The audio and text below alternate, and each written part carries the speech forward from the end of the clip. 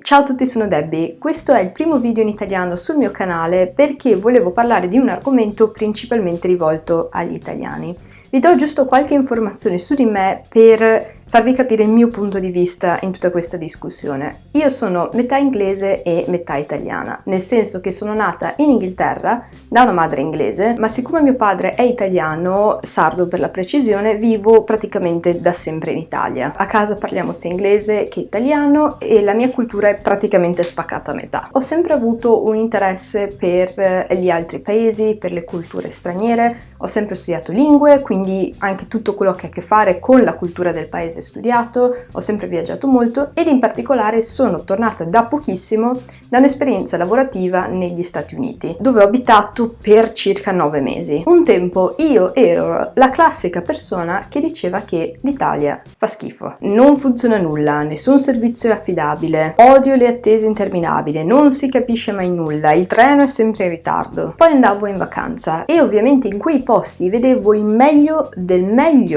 del paese visitato, musei, viste mozzafiato, posti belli dove mangiare qualcosa, bere qualcosa, shopping nei negozi che vedevo solo online, luoghi di interesse per la musica, per l'arte. Ovviamente durante questi viaggi non dovevo pagare le tasse, fare la spesa al supermercato, gestire la mia salute, fare la patente straniera. Quel che vedevo io erano gli aspetti migliori di ogni paese presi a piccole dosi da turista. Ogni volta che dovevo tornare in Italia a malapena trattenevo le lacrime, mi lamentavo già in coda all'aeroporto. Non funziona nulla in Italia, guarda qui come sono in fila ordinata, in Italia ci sarebbe già chi salta la coda e guarda il traffico, figuriamoci guidare in Italia. Poi sono andata a vivere in America ed ho capito molte cose. Mi sono resa conto di tante cose che davo per scontate in Italia. Parliamo di cose pratiche. Ad esempio, in America non sempre puoi permetterti di ammalarti. Ho sentito genitori ammettere di non poter portare il figlio ammalato dal dottore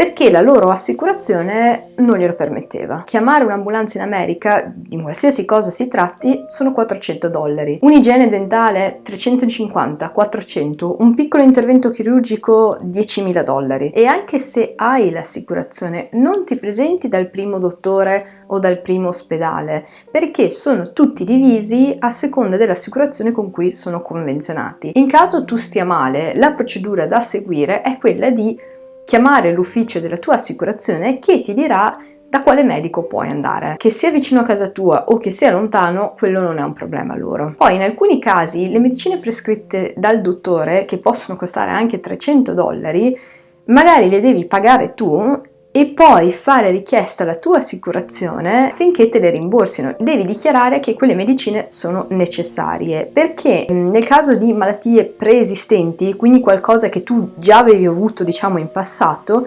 non sempre sei coperto. Ad esempio io qui ho il mio libretto delle istruzioni della mia assicurazione sanitaria, quella che avevo in America. Ti dice a chi rivolgerti, cosa è coperto, qual è la massima copertura, insomma quanti soldi ti possono rimborsare, e alcune cose hanno senso. Ad esempio io prima di partire sapevo che il programma con cui stavo operando io sarebbe terminato nel caso di una gravidanza, per la natura del lavoro che facevo io, per le tempistiche, quindi nel libretto ovviamente dice qualsiasi spesa legata alla gravidanza non è coperto, ma per capirsi non è neanche coperta tutta la sezione della salute mentale, oltre una certa cifra. Poi non sei coperto ad esempio se per sbaglio prendi un quantitativo eccessivo di una medicina, qualsiasi problematica che avvenga dopo un tatuaggio o un piercing, una cosa comunissima. Certe malattie, il dentista, le vaccinazioni, l'oculista, se ti fai male giocando a qualche sport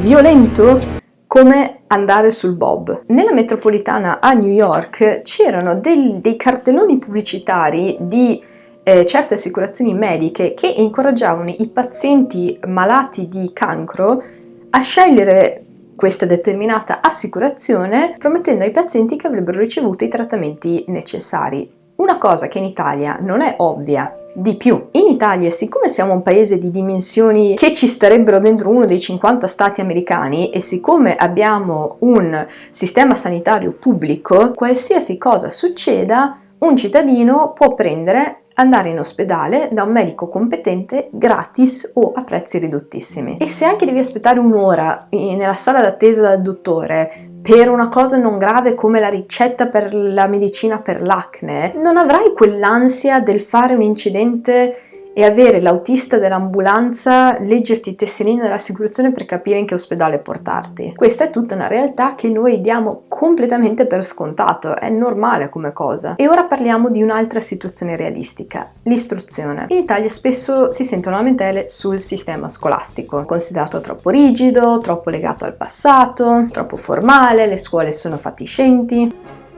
Una scuola non è soltanto un edificio più o meno grande e moderno, un edificio fatto di mattoni, una serie di finestre e un complesso di aule. No, la scuola è qualcosa di più.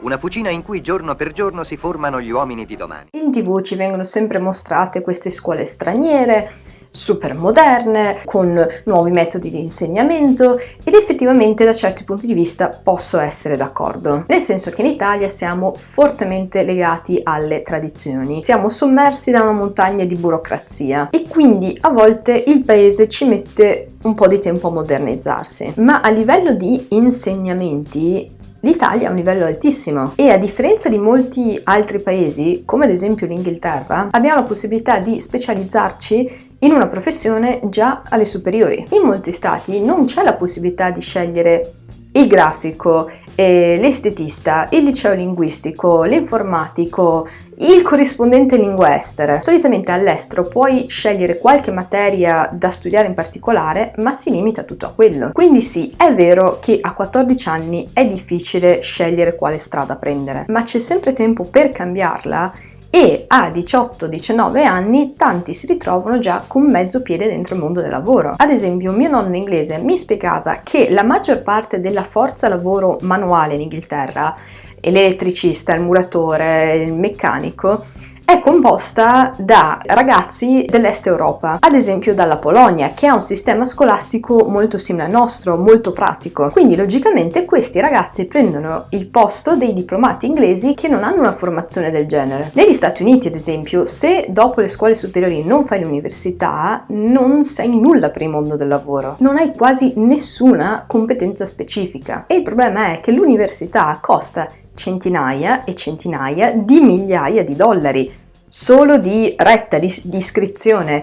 Lasciamo stare libri, l'appartamento, il mangiare, tutto quanto. In Italia l'università costa relativamente poco o è gratis se ottieni una borsa di studio. Quindi un giovane medio in Italia non ha l'angoscia del dover scegliere, anzi a volte c'è l'angoscia del non sapere cosa scegliere. Cosa faccio? Studio? Non studio? Lo prendo questo lavoro? Lo lascio quell'altro? Se ci fate caso, prendete un qualsiasi gruppo di amici, anche i vostri, e provate a vedere cosa hanno fatto. C'è chi è andato all'estero per 6 mesi, chi si sta laureando a pieni voti in medicina, chi lavora dal meccanico dietro casa, chi passa da un lavoro all'altro e adesso ha intenzione di mollare tutto e andare a studiare filosofia. Noi diamo per scontato questa libertà, questo poterci sempre ripensare, cambiare, perché abbiamo una struttura di sostegno pubblico che ci sarà sempre. Io non sono una di quelle persone che sostengono che l'Italia sia il paese perfetto, il paese migliore al mondo. Mica ho vissuto in tutti i paesi del mondo, ma ha moltissimi pregi a livello sociale, di benefici che rendono migliore la vita vera e propria. La bellezza dell'estero non sta nella confezione bella della cioccolata calda da Starbucks o il pesce in Grecia disposto nel piatto in modo da farci la foto su Instagram. La bellezza dell'estero deve essere vista sotto altri punti di vista. Ad esempio in America il sogno americano per un artista c'è ancora. In Germania ed Austria ci sono bassissimi tassi di disoccupazione e la soddisfazione sul posto di lavoro è molto alta. Nei paesi scandinavi le città sono pulitissime, organizzatissime, ogni posto ha la sua bellezza. Ci sono moltissime cose da sistemare nel sistema italiano. C'è una struttura politica ormai obsoleta e di cui nessuno ci capisce nulla. Abbiamo un sistema di informazione pubblica che potrebbe migliorare, la presenza attualissima della mafia, moltissime infrastrutture che andrebbero modernizzate o almeno